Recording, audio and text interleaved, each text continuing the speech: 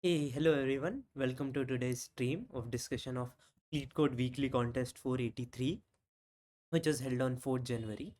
So let's start the discussion with the first problem. We will be discussing all the four problems. So let's start. The first problem is largest even number.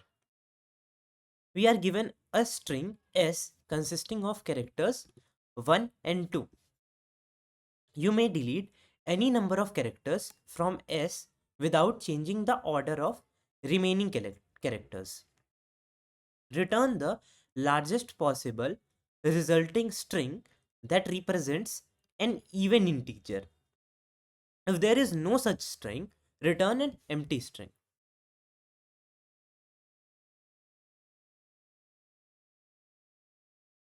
So what is the criteria for a number to be even?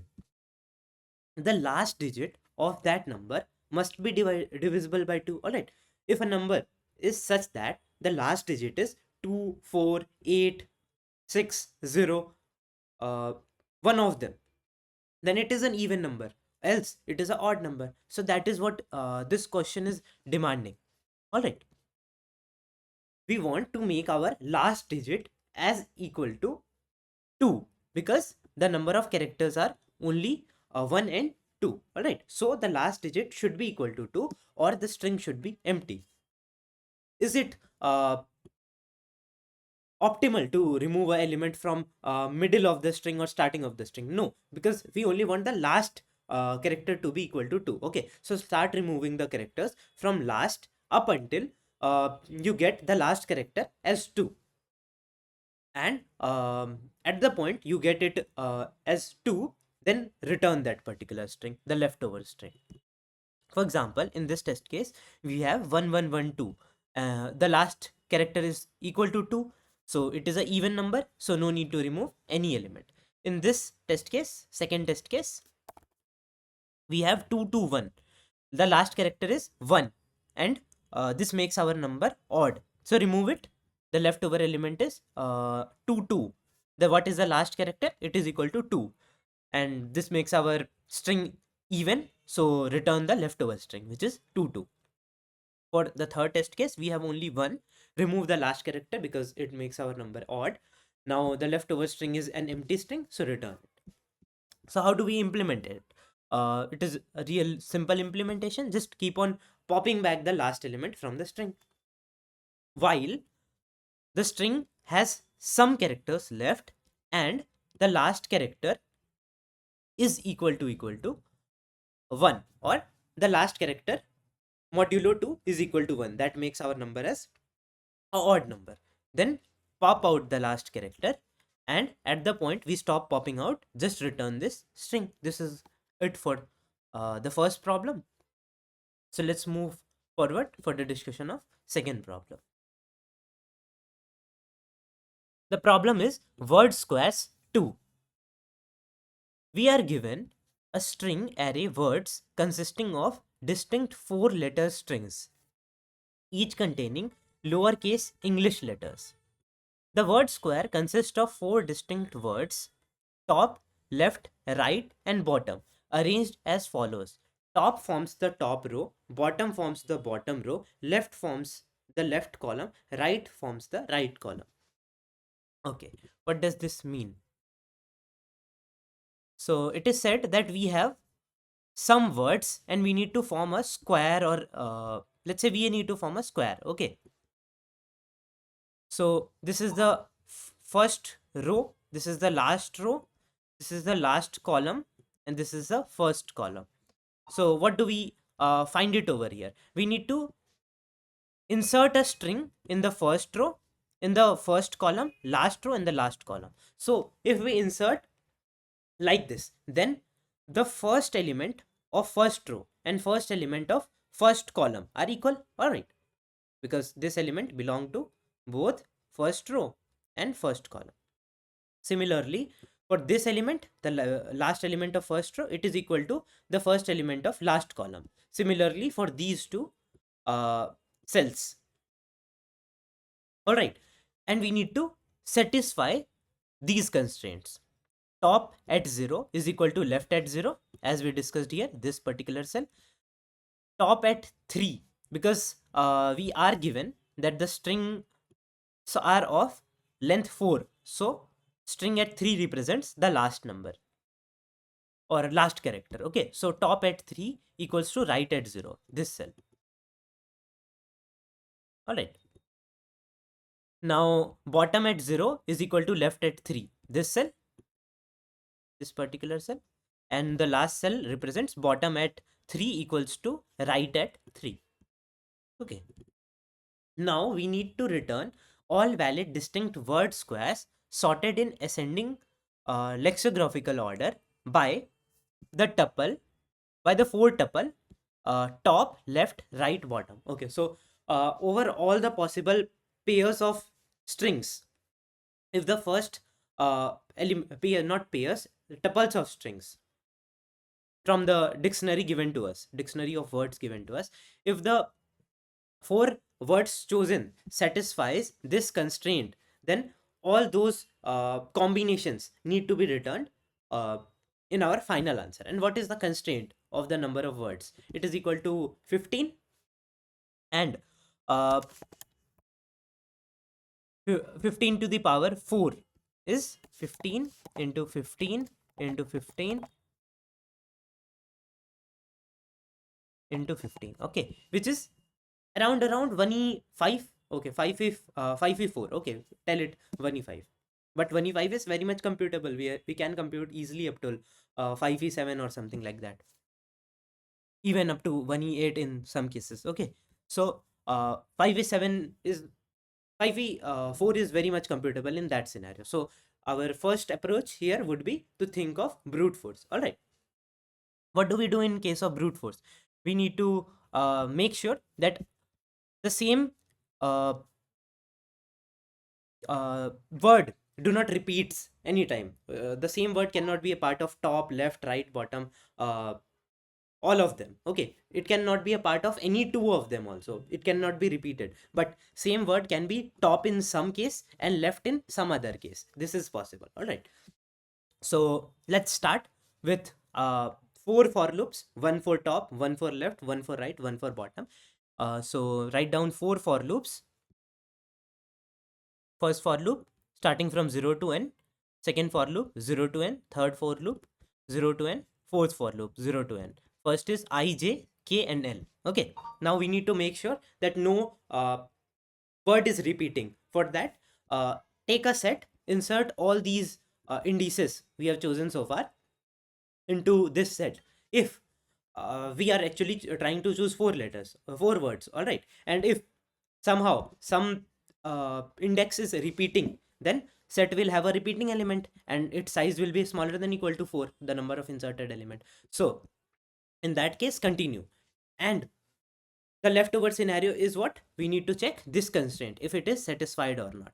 So check for top. What is top? It is word set I. All right, so word set I, its 0th element as listed here is equal to left at 0. What is left? Left is chosen by j, so word at j at 0. All right, similarly here top at 3 is equal to right at 0. So where is this obeyed? Top is I.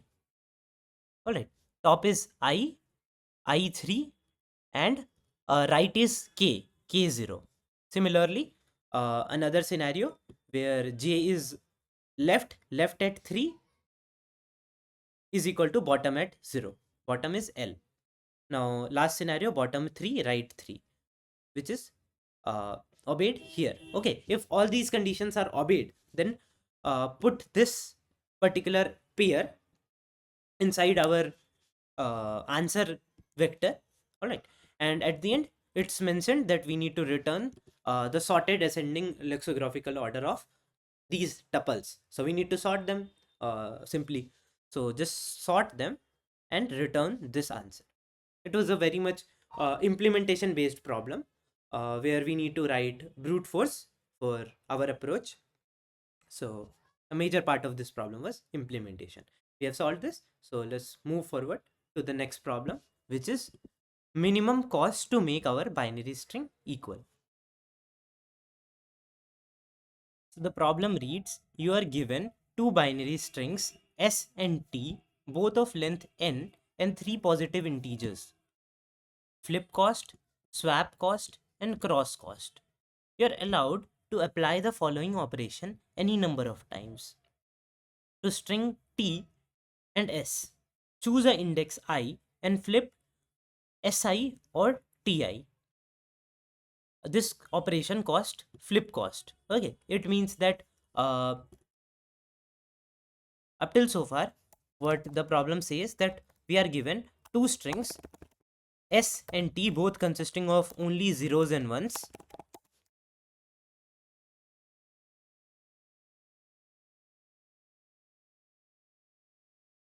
Now we can apply the following operations. The first operation says that we can choose an index I and flip si or ti.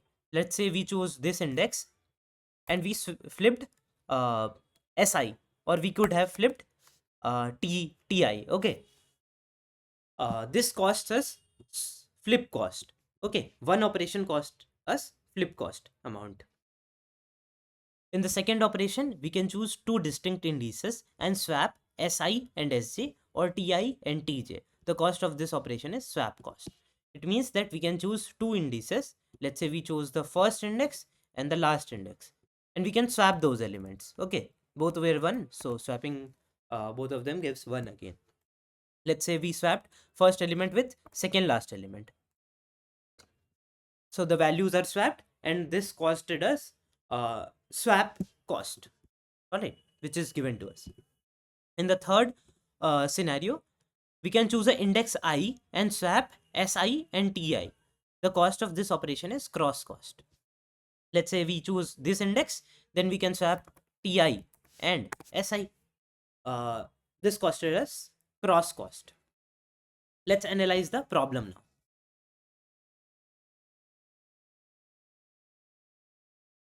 Okay, let's complete the statement. We need to return the integer denoting the minimum total cost needed to make the string s and t equal. We want to make s and t equal using these three operations, and we want the minimum cost possible to do so. All right. Now, let's say we have two strings. Let's copy the above string itself. If at an index we have 1, 0, what can we do? What are the options that are available to us? We can just let's analyze with all the operations we have. What is the first operation? It is flip operation. So we can flip this 1 and make it a 0, or we could have flipped this 0 and make it a 1. All right, this is very simple, and it costed us flip cost. But let's say flip cost is very large, so we want to apply some other operation. Let's say flip cost is 1e9 and other two costs are 1 and 1. Okay, so we want to apply other costs so that we can mitigate our maximum, not maximum, okay, total cost we inculcate. Okay, what is the second operation we have? We can choose two distinct indices and swap si and sj or ti and tj. This costs us swap cost. Let's say at some other place we have 1, 0. Okay, what if we swap these two indices? This becomes 0 and this becomes 1. All right, let's write it down below. Swap gives 1, 0, 1, 0, and here was 1, here was 0.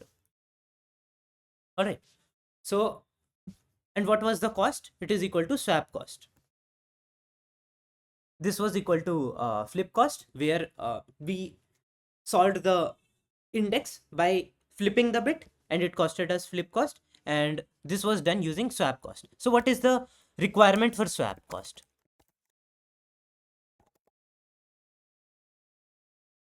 For a 0, 1 pair, we need to have a 1, 0 pair. All right, but it means that here we had a 0, 1 pair and also a 1, 0 pair. So we make use of both of these pairs to solve both of them. Okay, one swap cost solved both the two differences. All right. If we had applied swap with some other already okay, if we had applied the swap operation with a 0 1 again, then swapping do not works here. Okay, this gives us the same result. While if we had applied with some already fixed or already equal indices, at some already equal indices, that is both of these values were equal to 1 and they need not be differentiated now. And this swap, just what does it do? It makes this as 0 and this as 1. Okay, so we have inculcated some swap cost now, and we again have 1 1 0 left over with us, which we need to solve, which is again the scenario we had earlier. So this is not a good idea to have. Okay, what is the third case? We had 0 0. In that case, again, if we swap these two zeros, no changes occur and we just inculcate some cost. We want to minimize our cost. Okay, so no need to waste our money in these operations. Okay, so we are left over with only one option, that is for each 0 1 pair there must be a 1 0 pair. Now if we don't have one, what can we do? Okay, we have one other option, that is swap Si and Ti. Okay, so up till now, if we have what do we want? We want the number of 0 1 pairs to be equal to the number of 1 0 pairs. Okay, now, and what do we want at the end? We want the number of all the characters to be same at the end. Okay, um, all the characters of S should be matching with the characters of T. That is what we want.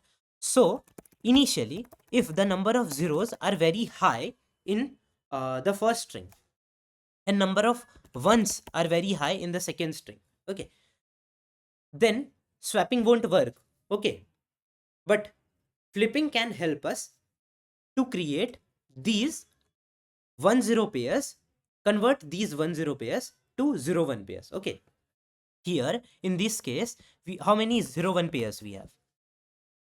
Count of 0 1 pairs. This is a 0 1 pair, this is a 0 1 pair, this is a 0 1 pair, this is a 0 1 pair. 4 0 1 pairs are there. And what is the count of 1 0 pairs? No 1 0 pair is present. Okay, so it is equal to 0. Now, what are the options that we have? We can either use the flip cost and flip all the 4 indices. All right, but this could lead us to very high cost. Let's say our flip cost is 100, then how many cost do we inculcate? It is equal to 400. And let's say our swap cost and flip cost both were equal to 1, then we have to devise a plan where using flip cost and swap cost we can get the answer. All right, what if we flip this index? Then it gets equal to 1 0. All right, now what happened? 1 0 1 pair is decreased and 1 1 0 pair is increased. All right, how? Because there was a 0 1 present here and after flipping it became 1 0.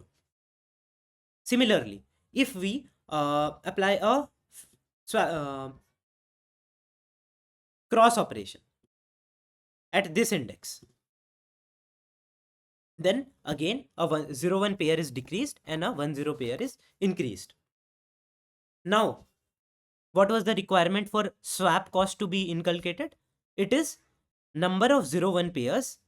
For each 0 1 pair, there should be a 1 0 pair present. For the index 2, index 4 is such a valid index. For index 3, index 5 is such a valid index. Okay, so for each 0 1 pair, there is a corresponding 1 0 pair present. So how many costs do we inculcate? We applied 2 cross cost plus 2 swap cost. And if our cross cost and swap cost were equal to 1, total cost would be equal to 4, while a flip cost costed us around 100 as we assumed earlier. So total cost by using flip cost was 400, while here we can do the same thing in 4 cost. All right. So this is a possible construction that we have for a given test case. So what will we want? We have come up with two plans. Okay. So what are the two plans? First plan, plans. The first one is solve all using flip cost. All right, because one flip cost guarantees us that if it is an unmatching pair, unmatching index, then after applying one flip cost, this pair will start to match. All right, a 0 1 converts to 1 1 and it starts to match. What is the second scenario? Match all 0 1 pairs with 1 0 pairs. Okay, if there are already, what will we want? For this, try to okay, swap all 0 1 pairs with 1 0 pairs. For this, try to make the count of 0 1 and 1 0 same. Okay, how can we do so? By applying cross cost. All right, so this is the plan that we have till now, and the minimum of these two. Okay, so there can be a case that not all 0 1 pairs can be converted into 1 0 pairs. If the count of unmatching pairs is odd, then only even number of elements can be matched. Okay, so the one leftover pair need to be mitigated using flip cost at the end. What do I want to say? If there was extra 1 0 pair present here, then this two have matches with this two.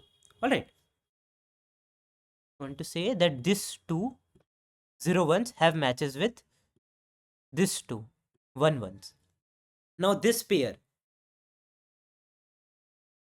1 0 is left over, and can it be mitigated using swap cost and cross cost? No, it cannot be, because there is no matching 1 0 pair or 0 1 pair.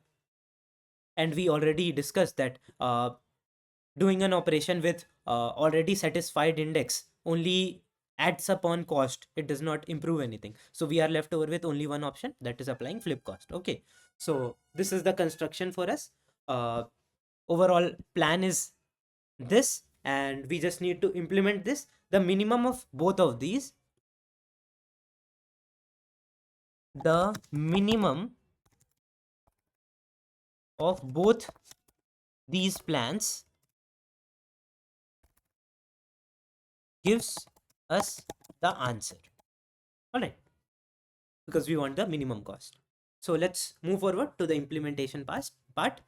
So let's understand the notations that we have used. C0, C0 represents the count of 0 1 pairs. All right, and C1 represents the count of 1 0 pairs. This one. All right, and n is the size of string for sure. Now what do we want?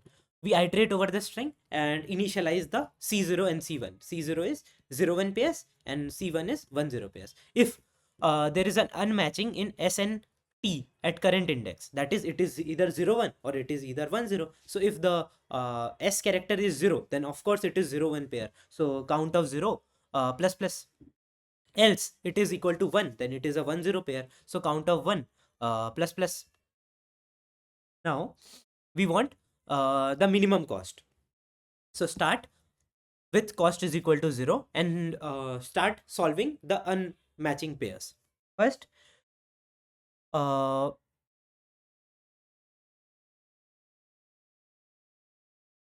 first we apply swap cost on all those indices that can be matched currently. All right, if the minimum of C0 and C1, the minimum of both of them have a corresponding pair present. All right, the leftover needs to be crossed over. All right, what do I mean?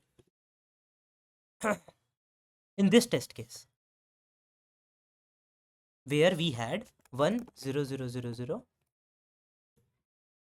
Okay, so here we have already matching pair 0 0 with 1 1. Okay, so first solve both of them. Now if let's say some extra ones are there, some extra 1 zeros are there, we will solve them later on and we will think what to do for them. First let's solve both of them, because let's say cross cost is very high. Okay, in that case we won't be applying cross costing. But if swap cost is very less, let's say swap cost is equal to 1, cross cost is equal to 1000, and flip cost is equal to 100. So in this case what we will want, we apply the maximum number of swap cost, and if we cannot solve using swap, then go to flip. Then after that, if it cannot be solved using flip, then go to cross. All right, so this is the hierarchy that we follow. The minimum cost should be followed first, then the greater one, and then the greater one. So for that, we would want to apply swap cost first for all the available pairs. So if what is the number of available pairs? It is equal to minimum of C0 comma C1. For both of them, we want the minimum cost. If it can be done using swap cost, then it is done using that. That is, if swap cost is smaller, then do it using swap cost. Else, for each index, how many index are there? Count of C0 plus count of C1, for which we are swapping currently. So total count is equal to 2 times the minimum of count of C0 comma count of C1, which is done here. And for of both for this particular scenario we are applying flip cost. Okay, so the minimum of both of these scenarios are taken, and we only have left over 1 0 pairs, or only 1 0 pairs, or only 0 1 pairs with us. All right, rest all the indices are solved. So for only 1 0 pairs, what do we need to do? For these pairs we need to first cross and then swap. So what is the total cost for that? Cross cost plus swap cost.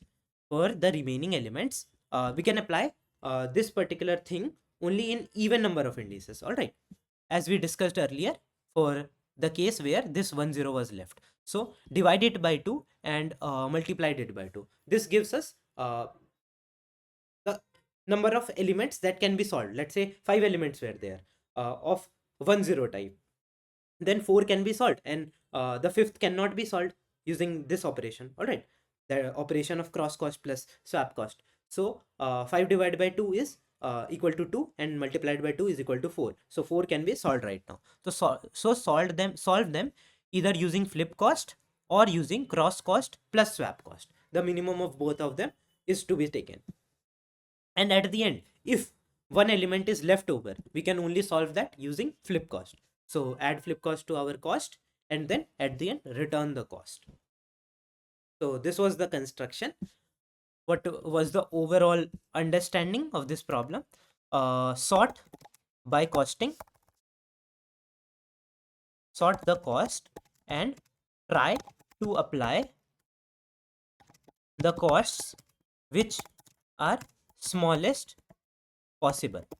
All right, so if they can be solved only using swap cost, then solve them using swap cost. If they can be solved using flip cost, and flip cost is minimum, for that scenario solve it using flip cost. So this was the possible construction through which we got the minimum cost, through which we can make both the string equal. That was it for this problem. Let's move forward to the next problem, which is the last problem. So the problem is minimum cost to merge sorted lists. The problem reads, we are given 2D integer array list where list at I is a non-empty array of integers sorted in descending order. You may repeatedly choose two lists, let's say list A and list B, where I is not equal to j, and merge them. The cost of merge is equal to length of A plus length of B plus absolute value of median of A minus median of B,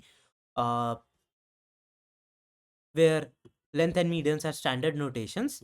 After merging A and B, remove both A and B from the list and insert the new merged sort list in any position. Repeat merges until only one list remains. Return the integer denoting the minimum total cost required to merge all the list into one single sorted list. the median here is defined a little different than what we know. For odd number of elements, median is equal to the middle element, and for even number of elements, because even number of elements are there, so there are two middle elements, so both of them, the left one will be preferred. Okay, left middle element is preferred. For example, 2 and 4, both of them are middle elements, so 2 will be preferred, the left one will be preferred, and we are given list in sorted order. All right.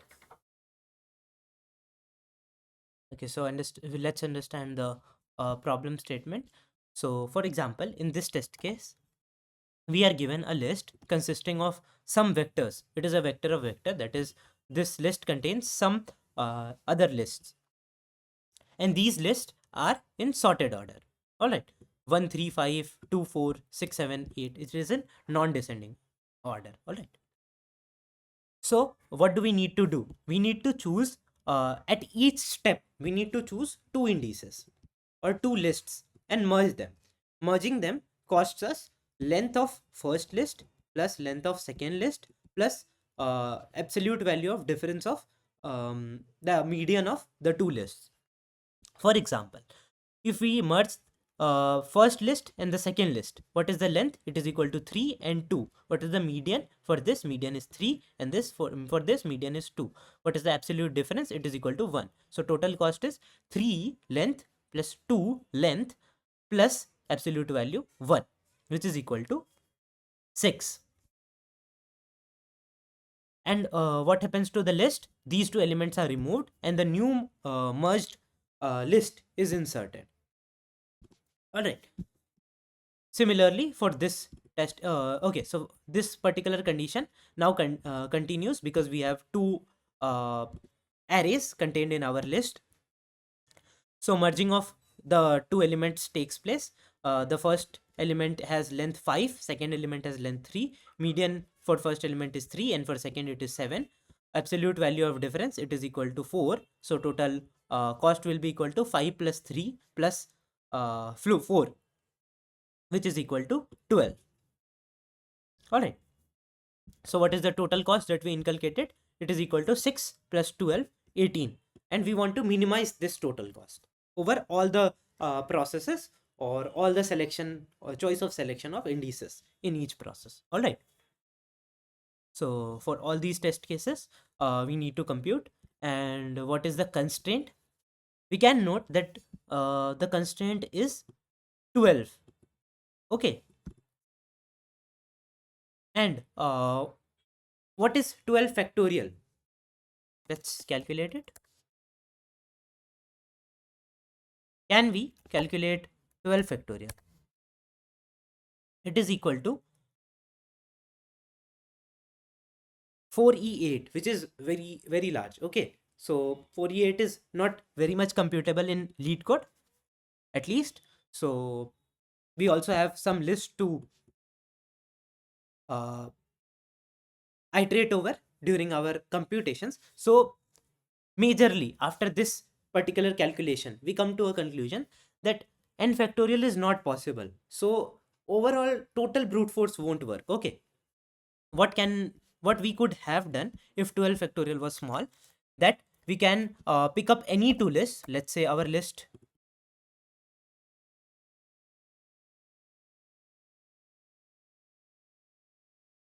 is like this,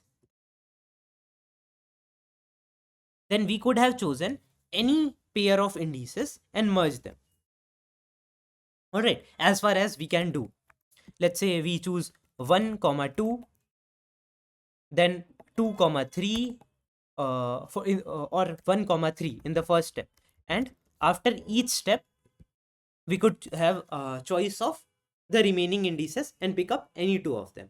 So majorly, even this is not n factorial, but this was a major idea of brute force that we had. Okay, all right. So n factorial is not working. Will 2 to the power n work? What is 2 to the power? Okay, 2 to the power 10, what is equal to 1024, and multiply it with 4. So 4048. Not actually 4048, but exactly, okay, we can approximate it to 4e, 43, I think, okay, which is very much under our constraint. And uh, this gives us idea that we can reduce our brute force code into DP. Okay, this DP is very much famous with the name bitmask DP. We can represent all these indices in the form of masks. Okay, where what do we want? We are combining some arrays into one set. All right, let's say we picked up this vector and this vector and framed one vector. Okay, so how can this set be represented? This set can be represented as setting the first index and the second index. All right, if those bits are set, it means that these two have been clubbed now, and rest bits represents how many of the rest elements are clubbed in the current scenario. All right, and this finally gives us one approach. Let's represent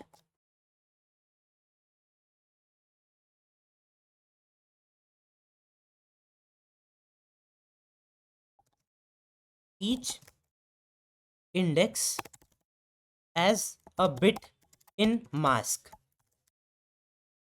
Now, since clubbing of vectors is similar to uh, making them a single set,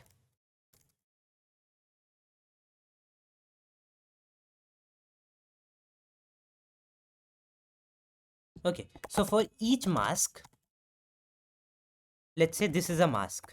All right, so this means that the first index, third index, sixth index, and eighth index, the vector present on these indexes on set indices have been clubbed into a single set, and this DP mask, this is a mask. All right, 101000101.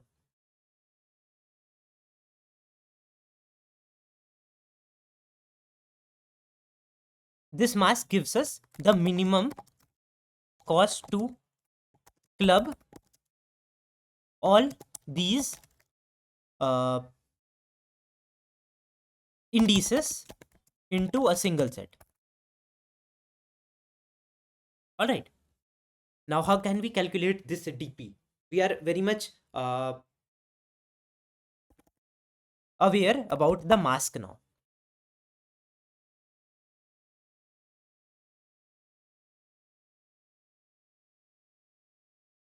We are very much aware about the DP state. Our DP state is a DP state of a particular mask, because mask can be up to 4000, let's say. So 4000 is very much computable. So that particular mask will represent how many indices have been clubbed over till now, and what is the cost for clubbing over, minimum cost for clubbing over those indices into a single set. Now, how to calculate this DP state? Okay, let's say we have this mask. How could it come from? Okay, what is the last step which we had followed? For sure, we would have merged two sets, or maybe one set with another index which was not clubbed over initially. For sake of our understanding, let's say a single index also is a set of single value. Okay, so this particular mask can be formed only by merging two sets that were already present. Okay, so if we iterate over all the sub masks of this mask, let's say this is a submask.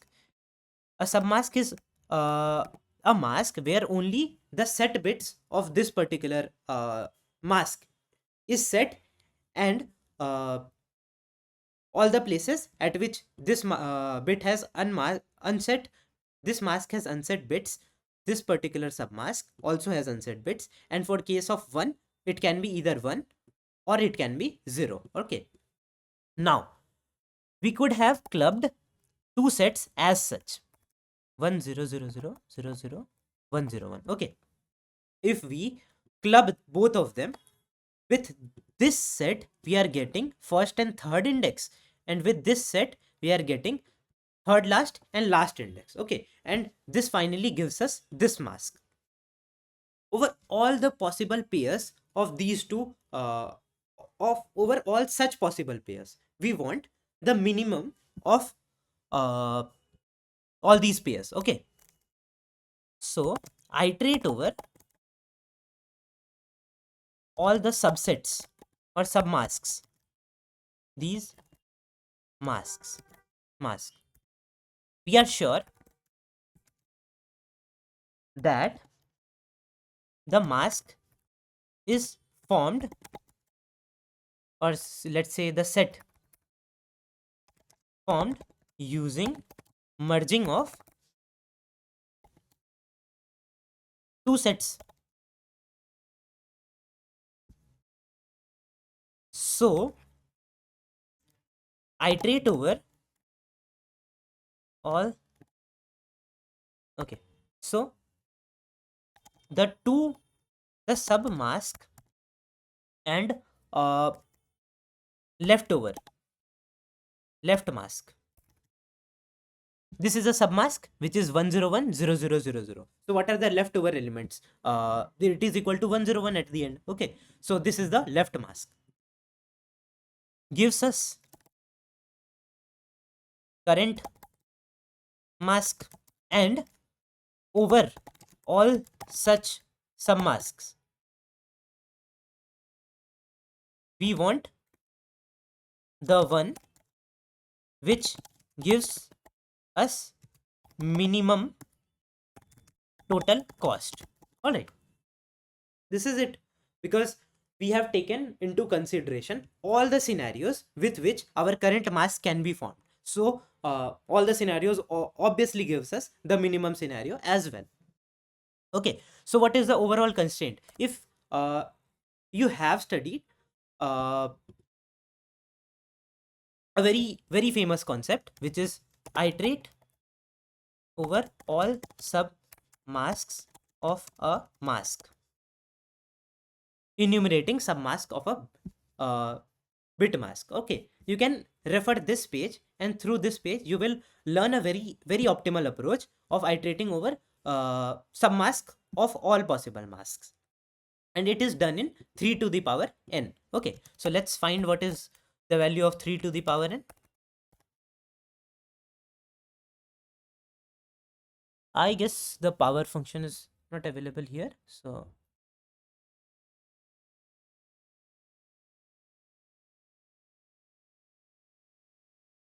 n was 12. Okay, so it is approximately 5e 5. Okay, O of 3 to the power n, which is equal to 5e5. All right, and 5e5 is very much computable. So iterating over a mask and all its submask is done in 5e5. We are still left over with some of the uh, operations that we can perform.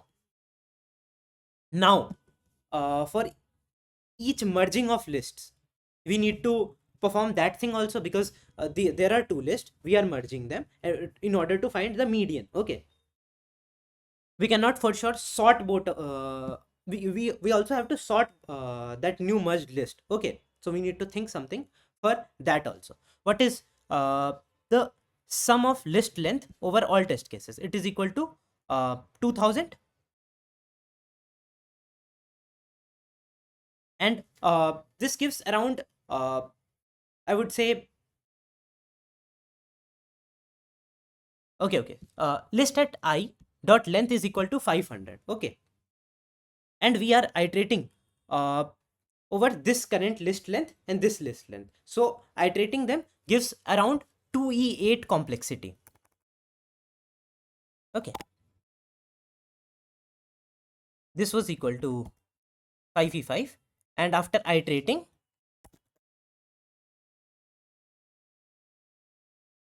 gives us around 2e8 time complexity for finding the minimum cost for this particular mask and merging them to form a single list. All right, so let's write down this approach in the form of a code.